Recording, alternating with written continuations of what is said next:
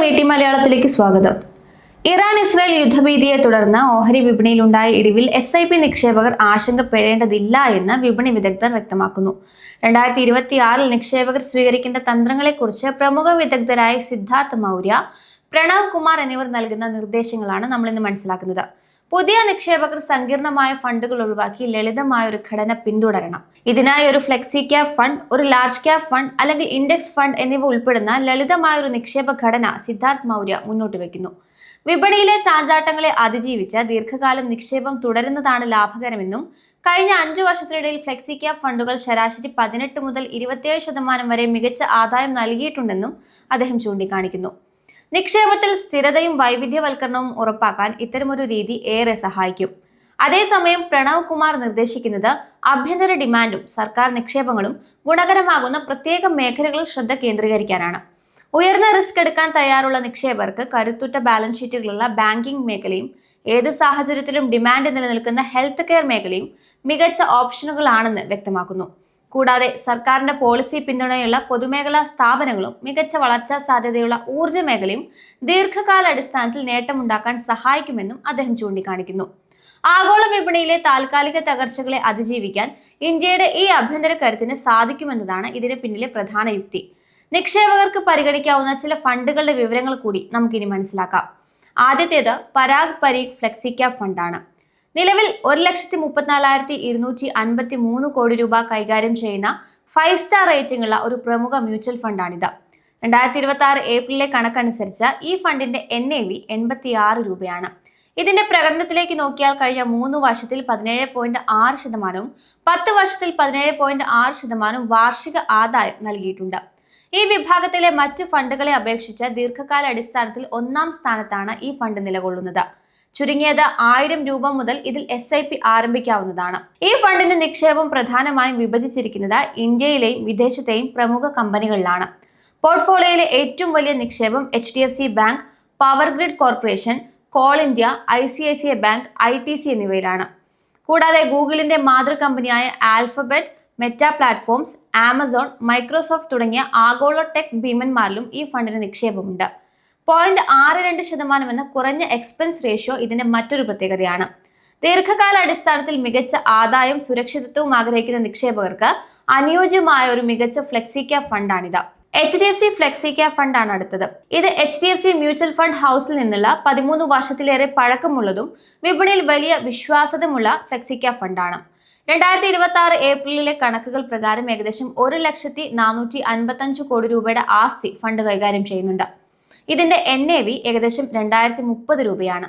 ഹ്രസ്വകാല അടിസ്ഥാനത്തിൽ വിപണിയിലെ തകർച്ച കാരണം ഒരു വർഷത്തെ റിട്ടേണിൽ നേരിയ കുറവുണ്ടെങ്കിലും കഴിഞ്ഞ 3 വർഷത്തിനിടയിൽ ശരാശരി 18.84% ആദായം നൽകാൻ ഫണ്ടിന് സാധിച്ചിട്ടുണ്ട്. ദീർഘകാല നിക്ഷേപകർക്ക് ഏകദേശം 135% വരെ അബ്സല്യൂട്ട് റിട്ടേൺ ഈ ഫണ്ട് നൽകിയിട്ടുണ്ട്.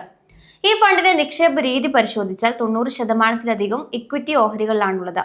ഇതിൽ ഭൂരിഭാഗവും വലിയ കമ്പനികളിലാണ് പ്രധാനമായും നിക്ഷേപിച്ചിരിക്കുന്നത്. അതായത് ബാങ്കിംഗ്, ഫൈനാൻഷ്യൽ മേഖലകളിലാണ് നിക്ഷേപം കേന്ദ്രീകരിച്ചിരിക്കുന്നത്. ICICI bank, axis bank, HDFC bank, SBI എന്നിവയാണ് പ്രധാന ഓഹരികൾ. കൂടാതെ ഓട്ടോമൊബൈൽ, ഹെൽത്ത് കെയർ, ടെക്നോളജി തുടങ്ങിയ മേഖലകളിലും ഫണ്ടിന് ശക്തമായ സാന്നിധ്യമുണ്ട്. വെറും 100 രൂപ മുതൽ ഇതിൽ SIP തുടങ്ങാമെന്നത് സാധാരണക്കാർക്കും ഈ ഫണ്ട് പ്രാപ്യമാകുന്നു. വിപണിയിലെ ചാഞ്ചാട്ടങ്ങൾക്കിടയിലും മികച്ച വളർച്ചാ സാധ്യതയുള്ള സെക്ടറുകളിൽ നിക്ഷേപം നടത്തുന്നതിനാൽ ദീർഘകാലത്തേക്ക് സമ്പത്ത് വർദ്ധിപ്പിക്കാൻ ആഗ്രഹിക്കുന്നവർക്ക് മികച്ചൊരു തിരഞ്ഞെടുപ്പാണിത്. ICICI പ്രൊഡൻഷ്യൽ ലാർജ് ക്യാപ് ഫണ്ടാണ് അടുത്തത്.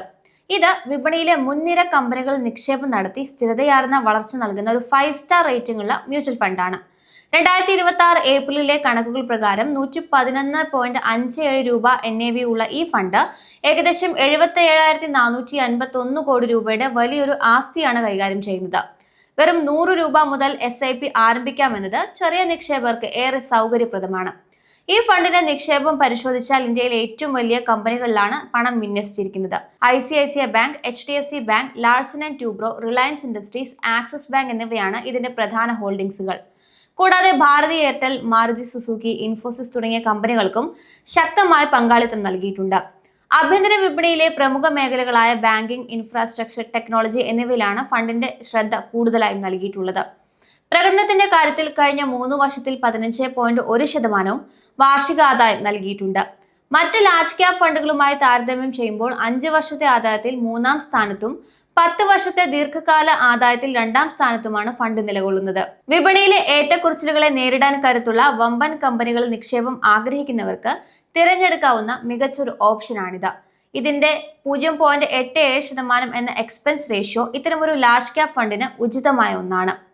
UTI നിഫ്റ്റി 50 ഇൻഡെക്സ് ഫണ്ടാണ് അടുത്തത്. ഇത് ഓഹരി വിപണിയിലെ മുൻനിരയിലുള്ള 50 കമ്പനികളുടെ സൂചികയായ നിഫ്റ്റി 50യെ അതേപടി പിന്തുടരുന്ന ഒരു പാസീവ് മ്യൂച്വൽ ഫണ്ടാണ്. 2026 ഏപ്രിലിലെ കണക്കനുസരിച്ച് ഏകദേശം 26,681 കോടി രൂപയുടെ ആസ്തി ഈ ഫണ്ട് കൈകാര്യം ചെയ്യുന്നുണ്ട്. ഇതിന്റെ NAV 158 രൂപയാണ്. വിപണിയിലെ ചാഞ്ചാട്ടം കാരണം ഹ്രസ്വകാല അടിസ്ഥാനത്തിൽ ഒരു വർഷത്തെ ആദായം -2.38% ആണെങ്കിലും കഴിഞ്ഞ 3 വർഷത്തിനിടയിൽ ശരാശരി 11.37% ആദായം നൽകാൻ ഫണ്ടിന് സാധിച്ചു. 500 രൂപ മുതൽ ഇതിൽ SIP തുടങ്ങാമെന്നതും ഇതിന്റെ പ്രത്യേകതയാണ്. ഈ ഫണ്ട് നിഫ്റ്റി 50 സൂചികയിലെ ഓഹരികളിൽ അതേ അനുപാതത്തിലാണ് നിക്ഷേപിക്കുന്നത്. ഇതിൽ പ്രധാനമായും HDFC bank, ICICI bank, Reliance Industries, Bharti Airtel, Larsen and Toubro എന്നീ കമ്പനികളിലാണ് നിക്ഷേപം കേന്ദ്രീകരിക്കുന്നത്. സൂചികയുടെ പ്രകടനം അതേപടി നിക്ഷേപകന് ലഭിക്കുന്നു എന്നതാണ് ഇതിന്റെ പ്രത്യേകത. ഫണ്ട് മാനേജർക്ക് നിക്ഷേപ കാര്യങ്ങളിൽ സജീവമായി പങ്കില്ലാത്തതിനാൽ ഇതിന്റെ എക്സ്പെൻസ് റേഷ്യോ വെറും 0.2% മാത്രമാണ്. അതായത് മറ്റ് സജീവ ഫണ്ടുകളെ അപേക്ഷിച്ച് വളരെ കുറഞ്ഞ ചിലവിൽ വിപണിയുടെ വളർച്ച പ്രയോജനപ്പെടുത്താൻ സാധിക്കും. കൂടാതെ ഈ ഫണ്ടിന് എക്സിറ്റ് ലോഡ് ഇല്ല എന്നതും നിക്ഷേപകർക്ക് ഗുണകരമാണ്. നിക്ഷേപത്തിൽ സങ്കീർണതകൾ ഒഴിവാക്കി വിപണിയുടെ ശരാശരി വളർച്ചയ്ക്കൊപ്പം നീങ്ങാൻ ആഗ്രഹിക്കുന്നവർക്ക് തിരഞ്ഞെടുക്കാവുന്ന ഏറ്റവും ലളിതമായ ഫണ്ടാണിത്.